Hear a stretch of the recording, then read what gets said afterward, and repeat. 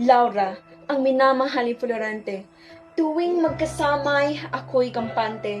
Sa tuwing nakikita ko si Florante, ang mga mata ko'y sumisiklab at tila gusto ko siyang mayakap. Nung una pa lamang namin pagkikita ni Florante, alam ko na siya ang mamahalin kong lalaki. Ngunit sa sandali naming ligaya, dumating si Conde Adolfo.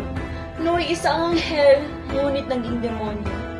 Sobra-sobra ang pagpaslang na sakit ng aking ama na si Harry Linceo na walang awang pinugutan ng ulo ni Conde Adolfo at hindi pa siya doon nakontento. Korona ang napaslang ng hari ipinatong sa ulo. Ipinatapon sa gubat ang pinakaminamahal kong si Florante. Sa puso, ito ay isang sibat na mabilis umabante. Alam kong kamatayan niya ay nag-aantay. Sa mabamangis na hayop, siya ay isang alay. Sa harap ng mapanganib na kumbatan, tinangay ako ni Conde Adolfo sa kanyang kapangyarihan at kasakiman. Ang katatagan at pagmamahal ni Florante ang nagbibigay sa akin upang lumaban hanggang sa makamtan ko ang katarungan at kalayaan. Salamat kay Florida na dala-dala ng pana.